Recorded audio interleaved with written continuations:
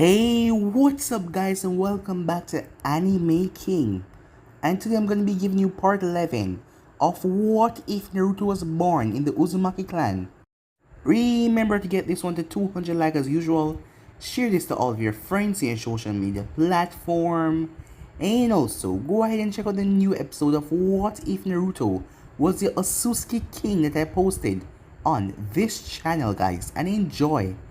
And I also posted a new episode of What If Naruto pushed himself to his limit that I posted over on Anime King 2.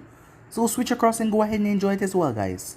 And remember, if you're new and this is the first time you hear my voice and you enjoy the videos on both Anime King and Anime King 2, go ahead and click that red subscribe button and become a part of the Anime King family. And thank you for all of your help and support. Remember to comment down below and tell me if you're new. I'll be replying and talking back to all of you. So without further ado, what do you say we begin this new episode? Begin the intro.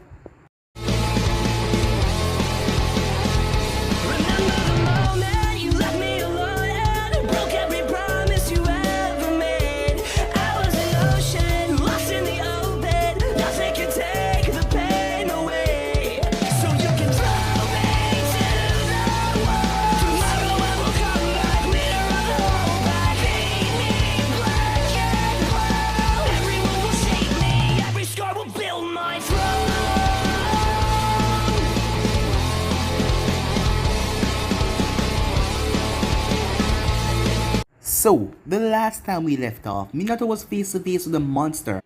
The man, no, the teenage boy who slaughtered everyone, Kakashi. As he checked Kakashi's pulse, Kakashi was dead. As it brought anger into Minato, what was he going to tell Sakumo? As, luckily, Ren and Obito was still alive, as he couldn't imagine going home and face Mikoto and Kushina without Obito, and the stress that it will give him as a father as well. So he flashed off as he clashed against Naruto, the both of them clashing. While clashing, Minato could see some resentment, some hatred in this boy's eyes. It was directed towards him, fully intense, as the both of them clashed violently. Despite wanting to kill Minato, Naruto could tell that he was in no position to fight. His neck was ripped open and bleeding badly, even though his healing process was slowing it down. If that was any other person, they would have died, seeing that Minato drive the kunai right through his throat. As the both of them clashed until Naruto burst into smoke, as he promised with his eyes vengeance, to make them watch Konoha burn. After arriving at the scene, Naruto met Pakura, as she was one of the persons that Konoha captured and who had interrogated and tortured. As Pakura was surprised, as the man were surprised that she was with, that this boy could stand up to the Yellow Flash, seeing that people who usually stand up to him die in at least 5 seconds. As Naruto told her that he wanted to talk to the upper heads of the Inosan. He wanted to start an alliance with them and the Akatsuki. As he gave her something to give, the Kazekage, as Pakura took it. In this time of need, they will need this boy power. As with that, the group separated. Some days passed, as Konoha was shocked to hear that someone actually stand up against Minato. As they were also saddened to hear, well, mostly, Sarutobi and Danzo, that their friend Uchiha, he was on the same team with their sensei being Tobirama, as Sarutobi was tired of this war, as he told them it's time to end this war now. As Minato was going off, he was confronted by Orochimaru, as Orochimaru told him it's better to study the boy than kill him, as he was the darker part of Konoha that did the things that the ninjas of the light didn't see, and with that boy's power to help Konoha a lot. As he told Minato if he get the chance, capture the boy and bring him back. And with that, he left.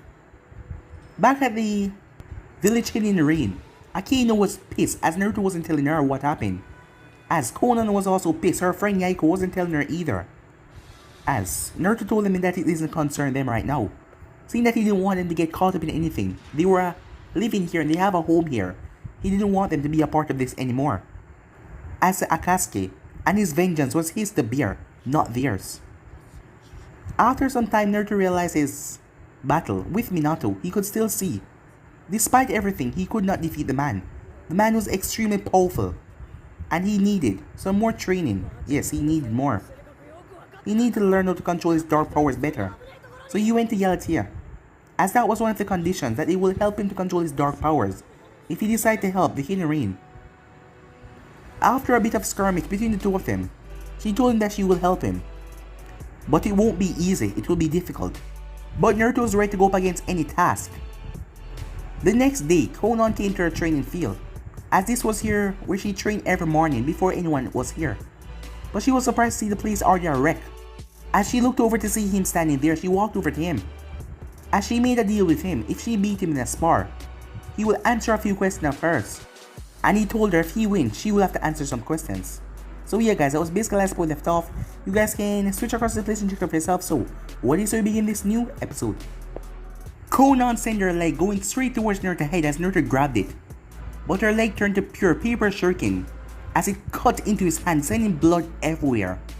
He flinched, but he held back the hiss as chakra blasted out of his body, blowing her away. Despite getting first blood, Konan kept her emotion in check, knowing that he could use them against her. And she was not going to lose this match. She wanted answers for her questions. She jumped when dark lightning strikes erupted from his hands and raced towards her. She had used all of her speed and reflexes not to be burned to a crisp, as he used that to come closer and closer to her. A vicious punch connected with her chin as he got close and evaded her move to block him. She was sent right up into the air as he flashed right behind her. She turned to a paper storm trying to surround him, but he was ready for that as he turned to black smoke. Massive paper and smoke swirled around each other. They both saw their upper half swirling in the massive, as Naruto then saw a series of explosive tags mixing the paper swirls. As he growled, as they went off, a series of explosions went off all around him. Instead of a few, Konan burned a lot of them, as she knew how dangerous he was. She was not going to relent until he admitted defeat or until he was trashed down on the ground. She gritted her teeth as she saw her explosion being absorbed by a growing tornado of darkness. She sensed danger as she quickly retreated as a wave of dark chakra lashed out where she was. As she transformed back in her body, as he did the same and landed on the ground. There was not even a scratch on him, the explosion failed. As she saw him pulling out his kunai as she did the same. As the both of them started to clash, as they clashed viciously against each other. As Konan was quickly on the losing side because he was much faster and stronger and more vicious with his attacks. She gritted her teeth as she felt the kunai's sharp edge graze her skin. But none of those attacks were quite lethal, unlike her explosive attack before that was deadly. As she glared at him, he was treating her like a child. As she saw him got the hint, as she saw a dangerous look came in his eyes. He thrust the next kunai as he made one hand sign, as they multiplied to 100, all of them coming towards her. She turned herself into paper and swirled above the wall of kunai that passed below her. However, that left her wide open for his next attack. She felt lightning connected with her arm, as this was dark. The patch of her skin was instantly burned to a dark crisp as she was sent sailing away. It was a grazing blow, but it hurt like a bitch. As she crashed and rolled on the ground, she saw him dashing towards her. He had stopped playing around, but she stopped playing around as well. Naruto blinked in surprise when he felt his chakra being suppressed. As he saw Konan kneeling, with her hands together as she was struggling. He felt her chakra invading his body, trying to take over his control, and it infuriated him. As Konan, barely starting when she felt him going mad, Galatea teach her this, as, in case, she need to keep him check on a mission or something, or in case he turns wrath against the hidden rain. Either way, in case Galatea was absent or dead, Konan will be the one in charge to stop him. It was dangerous connecting her chakra with his own. It was like crashing, clashing and crashing against two opposing elements, but she did it anyway. However, the technique also exposed her completely.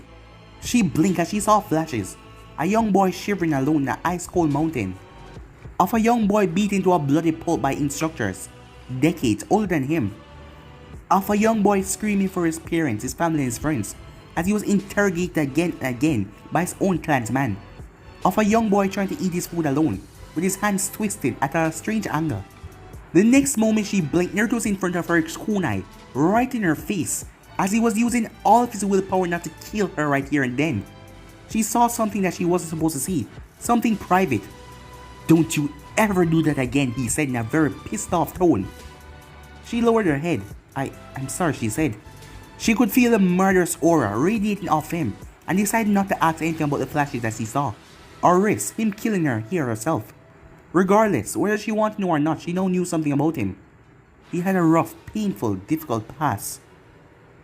She knew it was bad, but he was just a kid back then, and he went through so much. That was just horrible. She felt him taking deep, calming breaths as she didn't move, as she felt guilty for seeing something that was personal to him. She knew if the situation was reversed, she would have felt equally or even more pissed if the same happened with her. She might not have stopped hurting him. Damn Galatea for not telling her about the side effect of trying to rein in his powers. As Naruto removed the kunai, this never happened. Is that clear? He said. As Konan saw a chance, I won't say anything if you just answer a few of my questions. As Naruto looked at her, not even Akainu and Nagato knew about the Hunter program. Well, what really happened in there? And Konan, she just saw the tip of the iceberg. Yet, even so, those memories were a part of Uzo's dark history that he would never tell to anyone. Not his friends, his clan members, or anyone else. It will change your opinion of their perfect former village. Okay, but nothing too personal, he said. She smiled, but then she bit her lip. Could you put on some clothes, she said, as she tried hard not to stare at his chest. She then saw an arrogant smirk came on his lips. No, he said, as she glared at him. He then turned to leave. Fine, she said, as she wanted questions answered. No wonder why Akainu is attracted to him, Konan thought. Ask your questions, Naruto said. Are you ever going to harm my village, he asked. No, but if your village ever betray me or turn against my people, I will be left with no choice but to destroy you, he said. Konan nodded. It was a fair answer, and she was relieved to hear that from him personally. Granted, she knew that he wouldn't harm the Hidden Rain as long as a single Uzumaki was a part of it, and she felt like he was a person who kept his promises. As he was waiting for her next question, where did you and Yaiko disappear off to? I will not answer that question for your own good, Konan, and I would like you to accept my wish. As to his surprise, she simply nodded. What are your plans for today, she asked. Naruto blinked. He was not expecting that, yet he thought about his plans for today. He might visit his friends, but they would just bug him about his whereabouts for the past few days. And he was not in the mood for sex, so the brothel was out of the list. He had no missions or team meetings to attend, and Galatea was yet to give him the details for their training, so while he was busy thinking, Konan decided to be bold. I'd like you to spend the day with me, she said, snapping him from his thoughts. Why? I am not the person to spend time with. I'm an asshole, you remember?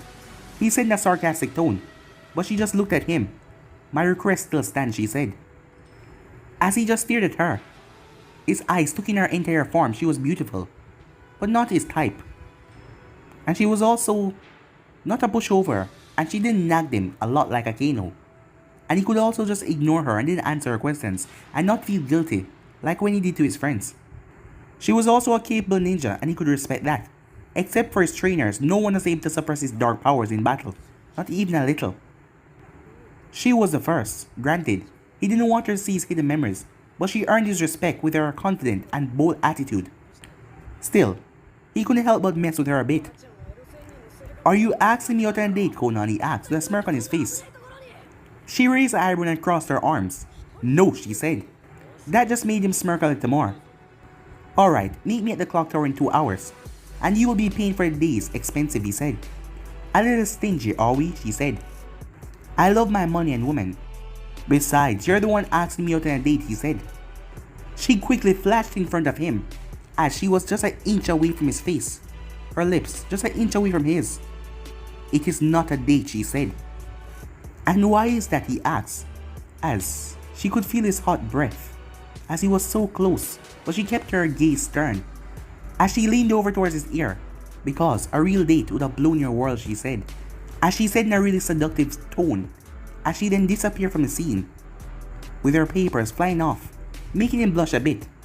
Crazy woman, he thought. Yet, even so, he was intrigued to what she had in store for him. Moments later, Naruto went to think back about what he was thinking this morning. How was Uzo located? How did 3 great nations came after Uzo? How did they find their location? that was still racking his brain up until now. As he knocked on the door, as he was not disappointed when Nagato opened it. His friend has decided to take residence in the same building, whether that was to keep an eye on him or just to be close. But he turned as he saw Akeno as she was sitting on Nagato's couch, drinking her morning tea. She was surprised by his sudden arrival, but she ignored him and went back to her tea.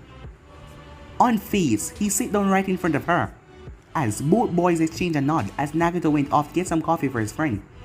As Naruto could feel their disappointment, him not involving them with the Akatsuki or anything that has been going on lately. Worst of all, he invited Yaiko, and not the two of them. He had crossed the line, and had hurt them. When 5 minutes passed, he couldn't hold on any longer. He sighed, as he decided to let something out. For someone who never had a family, having friends like them meant the world to him. I have a younger half-brother, who I almost killed, he said. In return, I got stabbed in the back of my neck by my lovely father, he said in a sarcastic tone. He heard the cups dropping and shattering in the kitchen.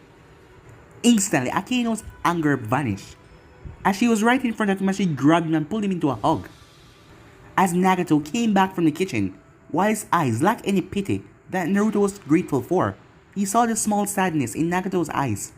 Akeno was a whole different story, as she was a bundle of emotions and she carried a lot of them on her sleeve. It was who she was and allowed her to be a capable medical ninja and also an assassin as well. Yet, having her warm body pressed against his, and she whispered sweet words in his ears, it felt good. As her hand went through his red hair, if it was anyone else he would have pushed them away, but it was comforting. But deep down he felt guilty because he knew he didn't deserve this. He was a cold-blooded assassin killer after all, as he has done some messed up things in his life, and he will continue to do so, shed more blood, and make people suffer. He was one screwed up guy. But Nagato and Akeno, they were his home, and it meant doing some compromising thing to make sure they're safe. And alright, he will do anything it takes. I'm okay, Akeno, he said. Don't lie to yourself, she said, as Nagato only gave him a steady look, as Naruto sighed tiredly. It doesn't matter what I think or feel, Naruto said. She moved back a bit as she slapped him on the cheek. It matters to us, asshole, said Nagato, as this was getting him pissed. That's right, Akeno said, as he glared at both of them, but they simply glared back at him, as he sighed. Stubborn bastards, he said, as the both of them smiled. It wasn't easy being friends with Naruto Uzumaki, but it was worth it because at the end of the day, when shit hit the fan, you could depend on him to have your back when no one else doesn't. Seeing that he wasn't going to win this battle, Naruto told them everything. Why he took Yaiko with him, what the Akatsuki did to the Konoha forces, rescuing the Sand forces, meeting his half-brother, the memories he saw of his mother and father with Obito, how they care for him, and the fight he had with his father, who also happened to be the Yellow Flash. As Nagato and Akeno were stunned. You should have taken us with you, Akeno said bitterly, but he shook his head. It wouldn't have changed everything, Naruto said. And just because I'm telling you this, it doesn't mean I want you in the Akatsuki. You both are working hard to build a life here, and are required to watch out for young, clan children. I cannot drag you two down with me, he said. Why are you still hell-bent on revenge, Naruto? Killing Konoha Shinobi will not change anything. Uzo is still dead, Nagato said. The anger flared in Naruto's eyes, but Nagato didn't step down or flinch. I will never forgive them for butchering our people, stabbing our village right in the back, when we needed them the most. And killing them? Would that change everything? Nagato yelled. Why couldn't this stupid friend just understand that killing all of them, it wasn't going to change? And either he's going to die or he's not going to be the same person that he was. He would stop being a human, which is worse than death. Enough! Akeno yelled as she glared at both of them, daring them to speak, as they didn't say anything. You're not going to stop, are you? She asked, looking at Naruto. No, he said. As Nagato slammed his fist into the wall, Vent noticed anger as Akeno sighed. They saw their stubborn best friend walking away as he stopped at the door. I care about you two a lot, and you know that. But this is the path I have chosen. An hour later. Why do you bother with me so much? Because you're worth it, said Akeno. As he flinched on hearing those words, it hurt her greatly knowing that he think that he wasn't worth it. As she entwined her hand with his, as it showed how far their friendship has came. As the both of them stayed silent for several minutes, as the both of them were comfortable in this moment, she remembered pushing him in the past to return her feelings, but time made her realize that he carried too much baggage, and he must deal with the past first before he could ever truly live in the future. She had to give him time, and most of all, she didn't want to lose him. She didn't want to push him. It hurt, you know. Akeno didn't look at him right away because she felt like she was going to cry if she looked at his eyes right now, as she knew what he was talking about. When I watched Obito's memories, watched my parents care for him, I knew why they left me, and it all makes sense now. As she turned to face him as he saw the concern in her eyes, as something felt loose in his chest. I am a freak, he said. I could never be the ideal son like Obito that they wanted, and that is why they left me. He hated someone so weak and vulnerable, but she was the only one who could share his pain with in this manner. He just wanted to get this pain off his chest, as he wouldn't lie, ever since he came back after seeing Obito's memories, it has been haunting him a bit, seeing how much they care for her, especially seeing that he wasn't his mother, Kushina's son, and how much he cared for that boy. Instead of being there for him, it haunted him a lot. As his eyes were closed, he then felt a pair of lips connected with his own. He felt the emotions raging inside of her, and without knowing, he connected his power to her emotions as memories flashed through his mind and hers of the day he met her and Nagato in the academy, with them bunking the first class that was history because he thought it was boring, with them bickering what to eat and when to spend their day off, and Nagato threatened that spirits would kill him for skipping the first day. Akeno was surprised when he wrapped his arms tightly around her as the memories didn't stop. Of the three of them trained and improving themselves, the team photo that they have taken, with Naruto brooding and Akeno and Nagato with a smile, as she was in the middle, as she had her arms around both boys. The first mission, when they got into some trouble when a lot of bandits trying to rob a wealthy merchant. But Naruto with his experience from the Hunter program, they were able to fend them off. The first drink each three of them had shared after their first successful mission, Nagato passing out after his first shot, as Naruto had to carry the both of them back home. Akeno never wanted a kiss. Well, she wanted it, but it was the only way to show that he was wrong. That he always had the two of them, that he will always have them by his side. As she felt tears land on her face. As he didn't back away from the kiss, he leaned into it. As she deepened the kiss, she saw memories where the three of them were full-fledged adults and powerful ninjas. And in that picture, Naruto had a smile on his face. She slowly opened her eyes as she saw the darkness vanish from his eyes, as he had that annoyed look on his face. However, he had a grateful smile on his lips. As she moved back a bit, better, she asked, as she completely skipped over the fact that she just kissed him. He simply nodded. Same old Naruto, she thought, always clumsy, with emotions. Then buy us breakfast, dumbass, she said. He raised an eyebrow. Us. Yeah, Nagato is waiting downstairs and he's hungry. As all the pain in his chest vanished, Akeno was always there to cheer him up. But the thing was, even though he and Nagato was just angry at each other, he was still waiting downstairs for him. Despite everything, Nagato always stuck at his side, and he was grateful and thankful for that, as he didn't know what he would do without these people. They were everything. He smiled. Okay, there is this place that serves some good food, he said, as a smile came on Akeno's face, as he wondered how much money was going to be left in his pocket after this. An hour later, Akeno and Nagato finished their food. What's on your mind, Nagato asked, seeing the look on Naruto's face, as Akeno was interested as well. As Naruto decided to lay it out right in front of them, this wasn't about Akatsuki. Why do you think Uzu was destroyed, he asked. More importantly, how was our village location discovered? As Nagato gazed hardened, as he remembered the night his village was burned. Akeno was a story of sadness as she remembered all the cries of the dead and the clan members. How helpless she felt when the Uzumaki ordered her and her team to flee. The past few months they had forgotten about that question, but not Naruto, and it was time he put in front of them. Only our people know about our location of Uzu. Even those few outsiders that visit our village, their memories are wiped after they leave, said Nagato. Then who, Akeno asked. They saw Naruto activate a silencing seal around them.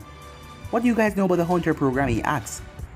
Oh, only the thing that Hunters are supposed to be our first on-blue backup forces.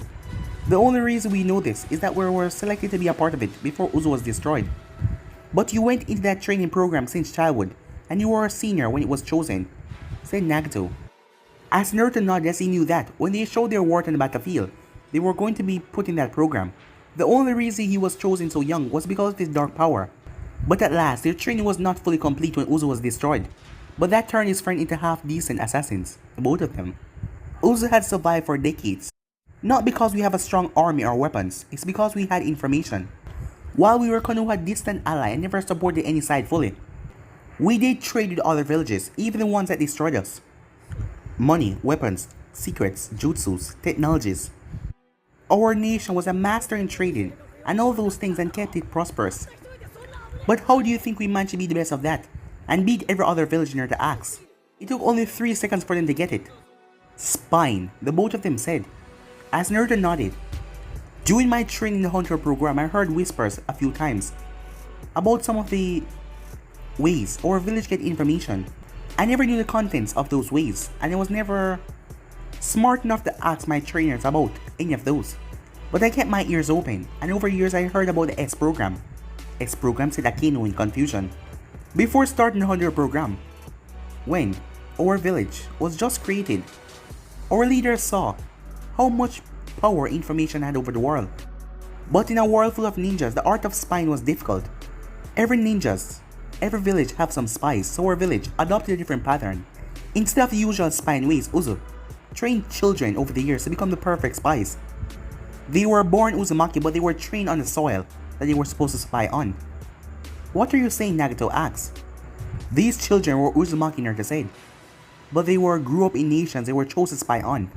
They were accustomed to the environment, the nation, the place, and the people. Over the years they joined that nation, government, military, and industry. No one suspected them because they were living there their entire life. But in truth, they were Uzu spies. You mean our leaders brainwashed our most talented children, made them grow up and stay away from their families and spy for us?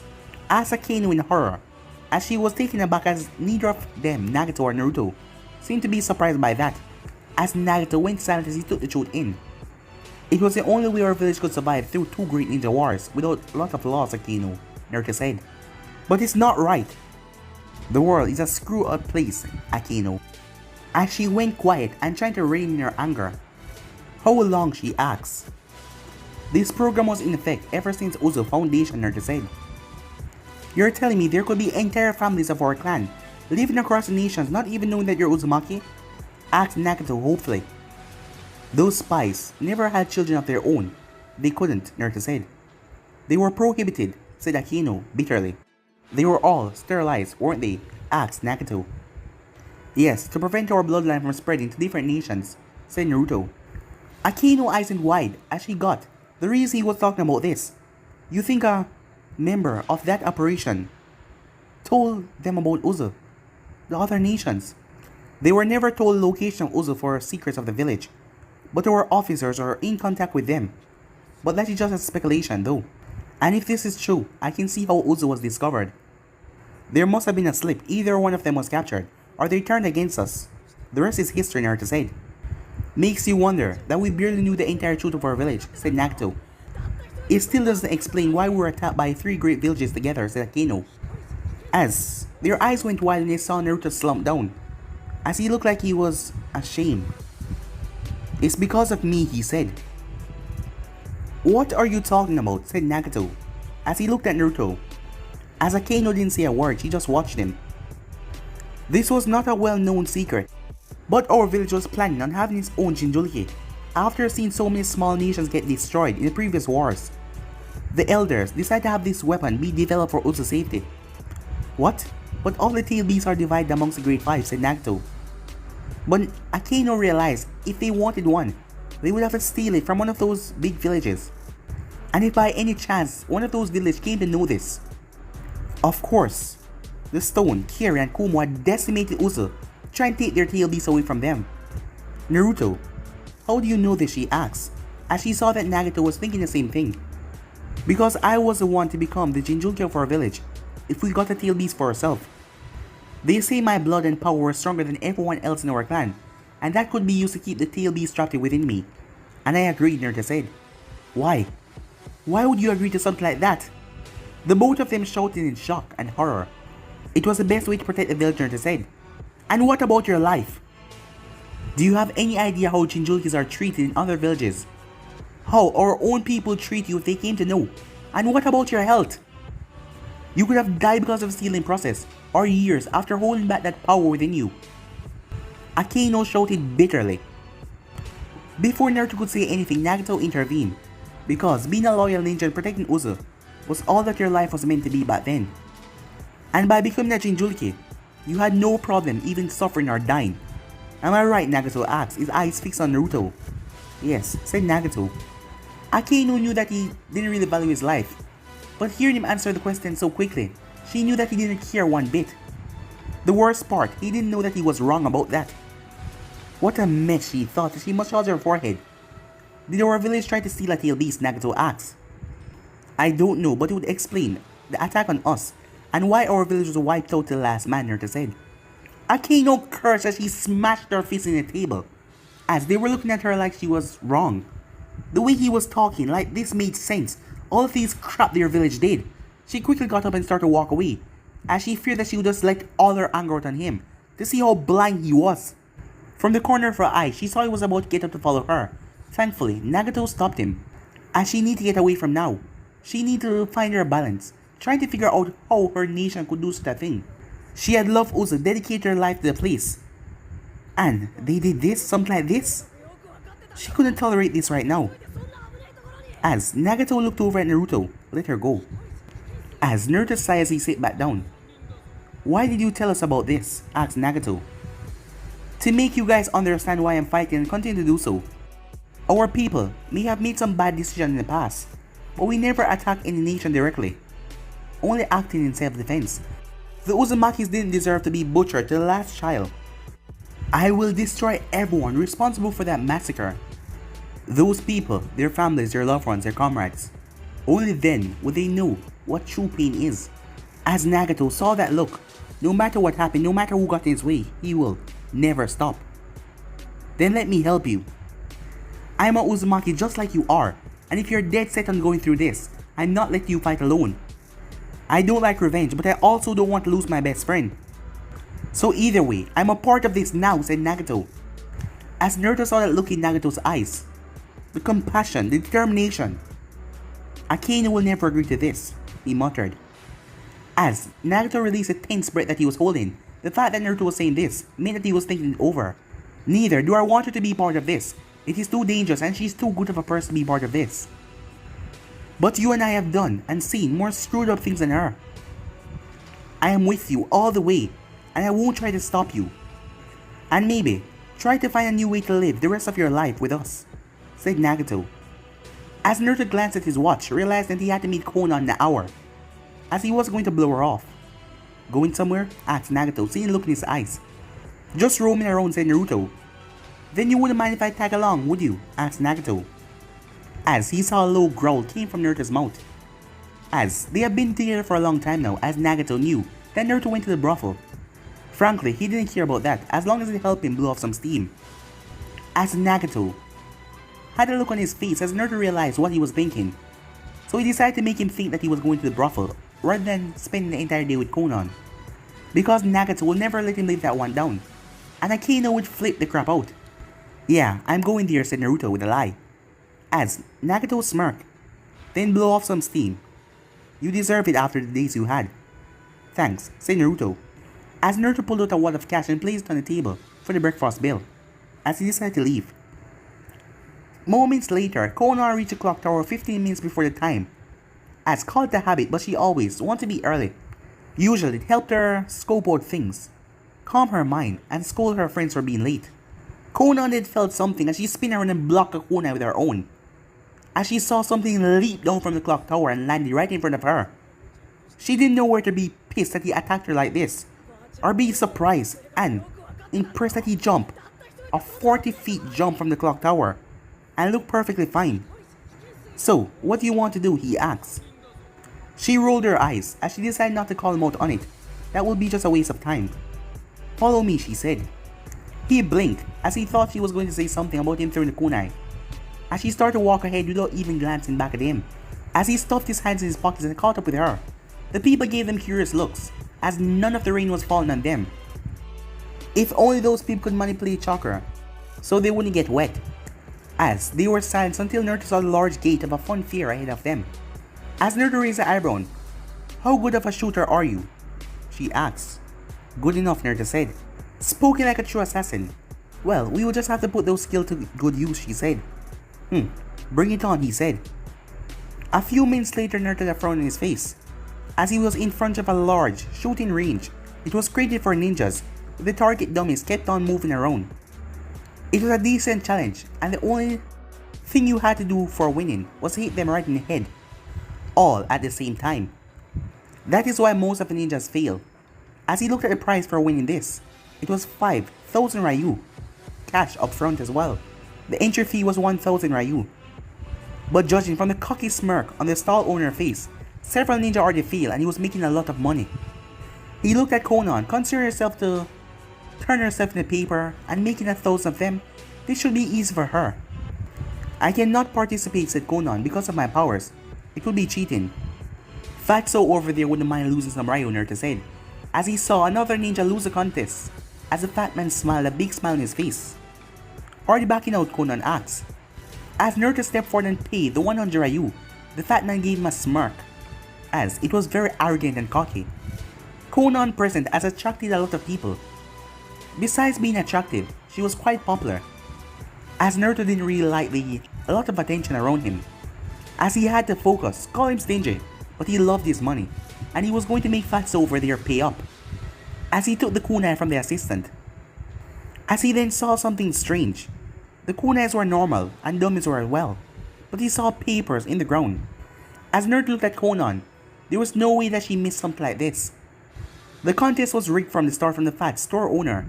No matter how much of a big shot you were, the seals right there would prevent you from hitting one of the dummies, just to make sure you don't win. It would fluctuate around as well. Most of them were freed, only a few of them had it. As Naruto had to give the fat man some props for thinking about this. This was ingenious, a good way to make money. As Konan was testing him, she knew, and she wanted to see what he was going to do. As everyone waited, until the fat store owner ran up as he called for a break, having heard a voice in his head, a terrifying voice. As he walked over and handed Konan 15,000 Ryu. She smiled and she took it without hesitation. As Naruto simply walked out, satisfied? "Very," she said. To be honest, she never expected to do something like that. "It seems you were expecting me to do something else," Naruto said. "Yes, I actually expect you to call out cheating, or take up the challenge, but doing that will just draw more attention. So, you did it in a way to not gather any attention to yourself. Quite smart. And the fact that you got us 3 times the money proved that you was successful." "Quite the observation," Naruto said. "Yes, you are a talented assassin. Powerful, yet stealthy, and highly efficient," she said. "You're not so bad yourself," he said, as she rolled her eyes. "So what is my reward now that I completed the prize and passed the test?" Konan easily handed him 7,000 Ryu. "That's your share," she said. "I'll accompany you for any shopping you want to do." He shrugged and stuffed the money in his pocket, as he dragged her through the fair, as he bought kunais, shurikens, storage seals, and explosive tags and medkits. As he sealed away all that stuff in one storage scroll and stuffed it in his pocket. He saw 2 young boys trying to steal some food. He watched them. When they successfully got away, he cornered them in the corner. The both of them sort of frightened, thinking that he was going to make them return it and feel embarrassed, or he was going to beat them for something. But he gave them tips on how to do it better, and even give them some money. There was no pity or sorrow, instead he was just teaching them how to survive in the harsh world. After that, he bought her lunch, even when he said that he was going to be paying for the day's expensive. When she had reminded him of that, he merely rolled his eyes as he went back to his food. Despite not saying anything, Konan was enjoying the day, as he was quite decent. When food was done, he counted his cash, which was quite a lot, as he took her to the nearest bank and deposited his money. No matter what was going on, no one ever tried to control the banks, seeing that the few nations who tried to do that went bankrupt, as their cash became not worth anything. As this gave us security to ninjas, no matter what happened, their hard-earned money will always be safe. "So what's next?" he asked. "And are we done with your tests?" he asked. As Konan knew that he was aware of the test that she was putting him through, both as a person and as a ninja. As a person, as she was trying to get to know the real Uzumaki Naruto away from the battlefield. From what she has seen, she was satisfied. She knew that he didn't really care about her opinion or option, so he was going to deceive her. Yes, she said. Then tell me something about yourself, Naruto said. I suppose that's fair. I grew up as an orphan. My parents died while I was too young. Hanzo took interest in me during one of his many visits across the arena. I passed his test and he trained me to become a kunoichi of the arena. Ever since, I have served him greatly on this nation. You must have performed some dangerous missions to be promoted to Jonin that quickly. That is apart from your skills and talents that I've seen firsthand, Naruto said. He saw a dark, haunted look flash across her eyes as her face returned back to normal. Yes, that was all she said. It never gets easier, does it? He asked. No, it doesn't, she said. As the both of them then start to walk, trying to figure out what they just revealed to each other. It was a must, but they were a lot similar than they thought. How do you deal with being an assassin? Konan asked. As she looked at him, he looked at her, seeing her non-judgment gaze looking at him. So he decided to do something, as he reached into his pocket and pulled out a small pocket diary and handed it to her. When she opened it, her eyes widened and saw a name on the first page. And there was a lot of pages with names. No words were necessary to what he just showed to her. As she read through those names, beneath them was the age of the target, location, and the manner that they were killed in by Naruto. 278 people. This boy has killed 278 people. Akino was right, Naruto never did things the easy way. Today he showed her a glimpse of his past. His hands were tainted in the blood of innocent people. As she walked silently beside him, she observed him even more. He carried himself with that aura. To say that he didn't really care about certain things, but she saw those look in his eyes. He had regret things, a lot of them. She had seen it all when he visited the Uzumaki Memorial. Yet even so, with all of his sins, he has done good as well, no matter how little it was. He was a good friend and he went through a lot to bring the surviving Uzumakis to aim. He had risked his life for them against Hanzo and the entire Hidden Rain village. She has no right to judge him or call him out on his past, because she knew that it plagued him, as his hand was stained with the blood of his past, and she was not as innocent as well. As she slipped the diary back in his pocket, she held his hand and squeezed it a bit. She smiled. She then looked. You were never asked to kill children, she said, knowing the youngest person was a teenager. I may not be calling the shot most time, but there are lines my handlers won't cross. Children are one of them. I was 10 when I became an assassin. Before that, I was not in any control of my life. The same goes for children that age, so I didn't kill them. Although if the children of the targets that I killed tried to harm me, I had to defend myself. I see, she said. On one hand, he didn't kill children, but he would not hesitate to hurt them if they came after him. My hands are stained with blood. This is what I chose to be. There can be no redemption for my actions, he said. You're wrong. He blinked in surprise. You may have done horrible things in your past and chose this path, but it's up to you. No matter what you think, it's up to you to change and choose how your future is. How, he asked. By doing good wherever it is. It will help reduce the hardship and the burden you carry on your shoulder. Did it work for you, he asked. Yes, she said. Konan pointed as Naruto looked up to see a dam, and his other two members of Domino Squad was there. Building a dam solve that, he asked. She shook her head no. The Rain is a very poor nation, and we do not have enough money to build such structures for our people in many numbers. Every person working there is contributing their own money, their time and their skills on building it. And that dam will one day help the future generation of this country. This dam will be their legacy. It will be my legacy as well, she said, as she then went to help the others that were working. As Naruto watched, the two boys looked at him and waved at him in greeting. Unconsciously, he waved back. Watching these people work for something that they wouldn't even see, or build for people that they wouldn't even meet, it turned something in him. As Akeno had told him a lot of times, even after he complete what he wanted to do, to crush the nations for destroying Uzu, what would be his legacy? Something other from destruction and death. Maybe he could do something else.